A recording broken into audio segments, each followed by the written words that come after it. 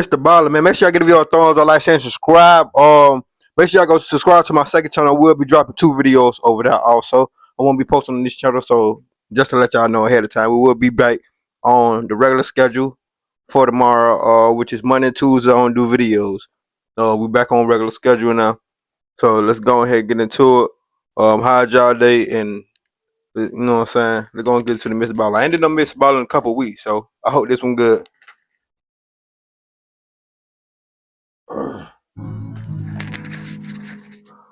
On the night of January 3rd, 1804, a 22-year-old man named Thomas Millwood sat inside of a local pub in Hammersmith, England, feeling totally annoyed.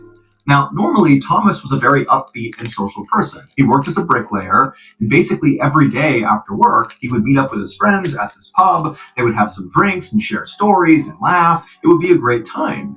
But tonight, it was like everything annoyed Thomas, especially his friends. And as his friends droned on and on about the current drama going on in their town, Thomas finally had just had enough, and before he could stop himself, he stood up and slammed his beer mug down on the table. And right away, Thomas knew he had overdone it, because immediately the pub went deadly silent. His friends all stopped. Everybody's looking over at Thomas, and Thomas kind of I like these sketches, though. I like and them. then quickly grabbed his coat. He stood up and just began walking. Man, I ain't read three Mr. Ballen video. He already changed totally it. silent as he's walking, and then right as he's about to go out the door, his friends broke the tense silence in the pub, and they called out to him and said, "Hey, be careful out there." And Thomas just looked at his friends and kind of rolled his eyes and said, "Yeah, okay," and then he went outside. Thomas decided he would walk to his parents' house, which was not far away, and he would just sit by the fire and warm up for a bit before he had to go back out later that night to meet up with his wife.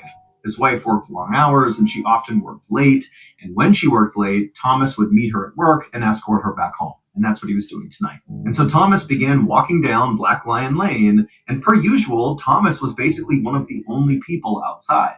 Hammersmith used to be this very friendly and bustling place. It was home to 45,000 people. It was located right on the outskirts of London, and lots of rich people like to go there to vacation. But recently, there had been a string of all these increasingly bizarre sightings, or attacks as people were calling them, in Hammersmith, and it had all the residents completely on edge to the point where people were not going outside. Now, Thomas thought it was totally ridiculous and thought people were completely overreacting, and so he had been doing his best to ignore the drama going on in town, but it was getting harder and harder to do that. As Thomas rounded a corner, he nearly walked into two men that were walking the other direction. And when Thomas looked up to say he was sorry, one of the men screamed, "Get back!" And he was holding a club in his hand, and the other guy had a pistol in his waist, and he had his hand on the pistol grip.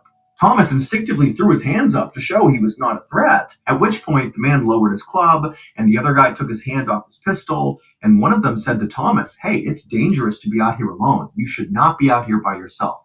And then before Thomas could say anything to them, they quickly walked past him and disappeared around the corner. By now, Thomas was only a few houses away from his parents' house, and so he just kind of brushed off the incident and sped walked his way to his parents' house, kind of cursing the two men under his breath for their ridiculous warning about how dangerous it was out here. Shit, A minute better later, listen. Thomas arrived at his parents' house, and he walked up to the door, and normally his parents would keep the door unlocked. But when he tried it, it was locked, and then a second later, he heard his sister, Anne, inside the house coming to the door, and she called out through the door, "Who's there?"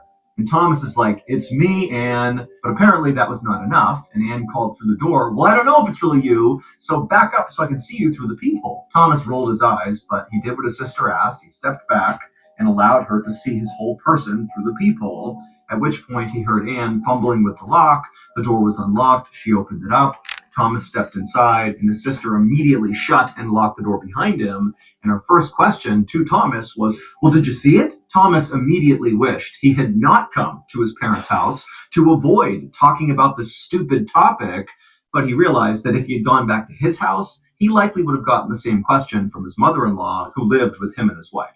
Because actually, it didn't really seem to matter where you went in Hammersmith or who you talked to, because the conversation was always going to be the same. It was going to be about these attacks, because the people of Hammersmith were absolutely convinced these attacks were being committed by a ghost. It all started about 2 months earlier when somebody spotted this mysterious figure lurking in the church cemetery. And Thomas thought really the hysteria should have stopped right then and there, because only a couple of days after the sighting, it was figured out that the figure was actually just the butcher's son. And he was just dressing up in women's clothes, walking around in the cemetery to scare his friends. It was a prank. That was it. That's scary enough. Type of edging shit he on, man. But the hysteria in town did not go away, because a week after this first weird sighting, there was another sighting in the cemetery. A local chimney sweep said he saw someone walking around in the cemetery who disappeared into the ground. Now, admittedly, a lot of people in Hammersmith, when they heard about this second sighting, they did kind of brush it off as just hysteria. But it was after this second sighting that the so-called attacks began in town. Late one night, a local resident was walking past the cemetery when something came up behind them and began choking them, and this resident was able to break free and run away to safety, Fuck. but they turned and got a look at whatever was attacking them, and they described it as a phantom. Shortly after that, a local carriage driver was going past the cemetery when they got out for some reason, and then this creature with horns on its head came charging out and confronted the carriage driver, who apparently just turned and ran away, abandoning his 8 horses and 16 passengers. And so by late December, there had been so many more of these strange attacks and weird sightings in town that basically everybody in Hammersmith, save for basically Thomas, was totally gripped by fear. And as terror kind of spread across town, Thomas had attempted to convince his wife and mother-in-law and his family that there was just no way this was a real ghost. This is people's paranoia and their imaginations running wild. That's all this is. But Thomas's theory was really put into question when just a few days earlier, so a few days before he stormed out of the pub because he was so annoyed, somebody had died following one of these attacks. A pregnant woman had died. Shit. The woman had been walking alone near the church cemetery at about 10 p.m. at night when something in the cemetery had rose up out of the ground, rushed over to her, and grabbed onto her, and she barely had time to kind of turn and look. And she saw this kind of white flowing robe and a long pointed white hat.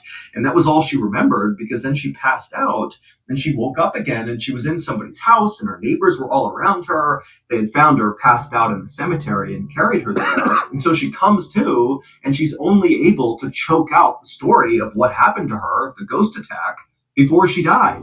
And so following this pregnant woman's death, the town of Hammersmith offered a reward for anybody who could capture or kill the ghost, which was now being dubbed the Hammersmith ghost. The night watchmen began doing extra patrols. In fact, those 2 men that Thomas had turned the corner and bumped into, demon, not a one ghost. guy had the club, the other guy had a gun.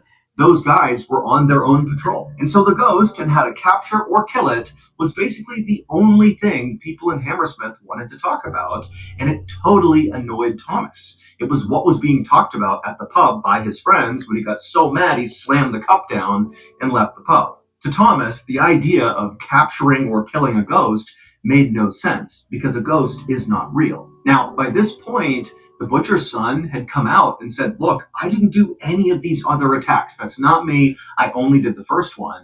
And he had an alibi to prove it. But to Thomas, this didn't rule out that the ghost was not a person. To Thomas, he just felt like, okay, then there's somebody else in town that's just copying the butcher's son's prank, except obviously they've taken the pranks too far because they've gotten someone killed. At about 10 p.m., Thomas was inside of his parents' house, sitting by the fire, just kind of beginning to doze off. And as he sat there, he thought to himself how little he wanted to go out into the freezing cold night to go walk with his wife all the way back home. He'd much rather just stay here and sleep for the night and let his wife walk home on her own.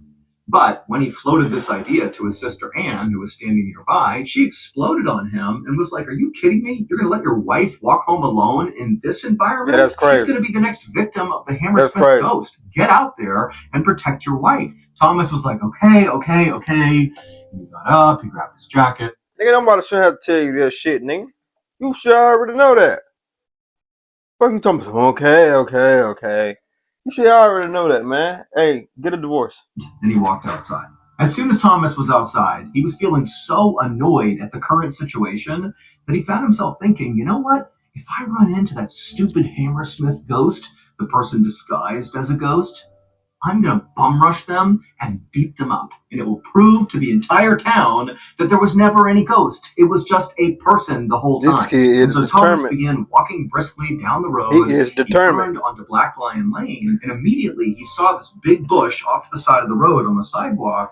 And he could have sworn behind this bush there was something or someone crouched down, like they were trying to hide. And so Thomas stopped and he squinted in the direction of this bush. And then at some point, he saw movement enough to confirm to him that that must be a person back there. And suddenly it clicked for Thomas. That must be the person pretending to be this ghost. That's the prankster slash murderer. There they are. And so without any hesitation, Thomas balled up his fists and just started sprinting towards this person. At virtually the exact same time, Anne, Thomas's sister, was still in their parents' house, and she was looking out the window, kind of roughly in the direction that Thomas had gone, and she heard this loud scream that sounded like a man. Now, she couldn't see her brother, but she's thinking, oh my God, it's coming roughly from the area where he went. What if he's getting attacked by the ghost? And so she bolted outside. Just a couple of minutes after that, a big posse of men came tumbling out of that pub where Thomas had been drinking earlier that night and got really mad and slammed his cup down. So they come stumbling out of the pub, and they were being led not by the night watchman, who was amongst the posse, but instead they were being led by the town's tax collector, a man named Francis Smith, who looked totally disheveled and out of breath and did not look like the type of guy who would be leading a big posse. But here we were. He was leading this posse, and he took them down the road, and they turned the corner onto Black Lion Lane. And as soon as they looked down that same road that Thomas had been on and then seen the person in the bush, the posse, they stopped because they saw a body in the middle of the road, and it didn't appear to be moving. And then crouched over the body was this dark figure that was kind of hunched over this body. And the figure turned and it looked at the posse and let out this unbelievable scream. And the posse just kind of backed up and didn't know what to do. Time to go. But then the night watchman broke ranks and just began sprinting at the creature that was perched over the body. And the watchman tackled the creature onto the ground and kind of pinned it there. At the same time, the rest of the posse, seeing an opening, rushed over to the body in the road to see if maybe they were alive and if maybe they could help this person. But unfortunately, when they got to the body, they could tell this person was dead. The posse believed they had just discovered the latest victim of the Hammersmith Got his ass. And the Hammersmith ghost themselves, the black creature that the watchman tackled onto the ground. But they were wrong. When Thomas had rounded the corner onto Black Lion Lane and he looked into that bush and he saw that figure moving around, it really was a person. It was not a ghost. It was a human being. It was Francis Smith, the town's tax collector, and he was hiding behind the bush. However, Francis was not hiding behind the bush because he was pretending to be the Hammersmith ghost, like Thomas was assuming, which is why he ran after him. Instead, Francis was hiding behind that bush because he was basically laying in wait for the Hammersmith ghost. He was hoping the ghost would walk past him and he could run out and capture or kill this thing and get the reward. Basically, Francis was doing the same thing Thomas was doing. The only difference was Francis actually believed in the ghost and Thomas did not. And it was just Thomas's bad luck that night he had chosen to wear his all-white work clothes, which to Francis, who's hiding in the bush, terrified and waiting for the ghost, he sees Thomas in these white clothes and he was absolutely convinced he was the Hammersmith ghost. And so when the two men spotted each other, they both attacked, except Francis had a rifle. And so when Thomas ran up to him to basically punch him in the face, Francis just raised his gun and fired. And the bullet hit Thomas. Oh, shit. Oh, goddamn, trying to be Ghostbusters. He killed the innocent man. Y'all both hunting for this person or ghost or what entity or whatever this is. Oh, that's crazy, bro. There's no way. Directly in the face. Ain't that much hunting in the world. But after shooting and killing Thomas, Francis had no idea that it was a real person. He was so jacked up on adrenaline that he did think he shot the ghost, but didn't know if the ghost was actually dead or not. Wow. And he didn't want to be alone when he checked.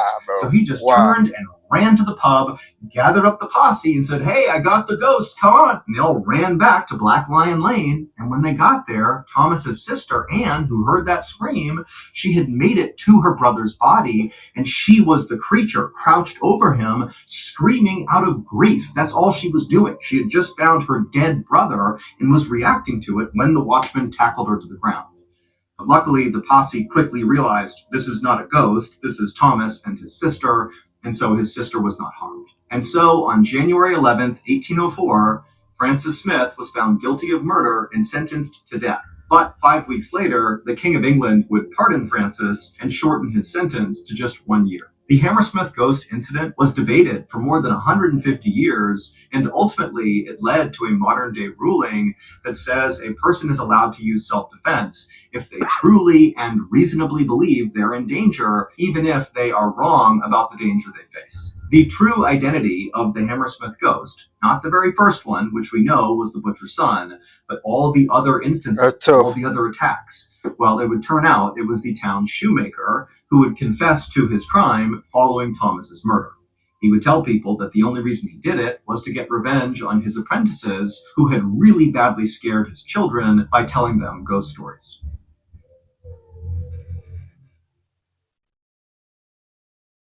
No way.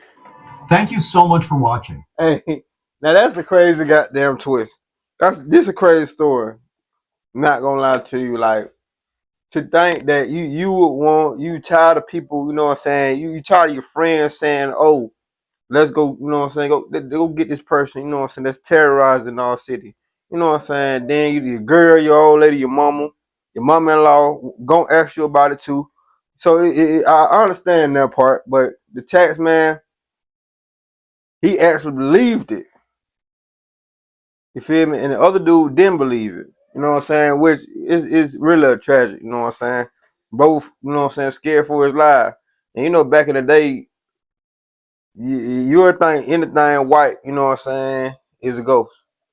So no telling, bro. It probably was dark than the mud, and he came by with a white on, and bro popped out. R.I.P. bro, R.I.P. But he probably popped out the bushes and just blasted, bro, which is crazy when you think about it, bro.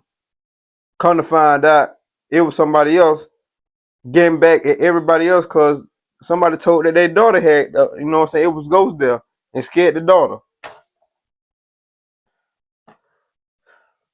It's a crazy story, bro. I'm not gonna lie. That being said, see y'all when I see y'all. Love y'all. Stay safe, stay dangerous, stay out the way, stay humble. Let's ride, man.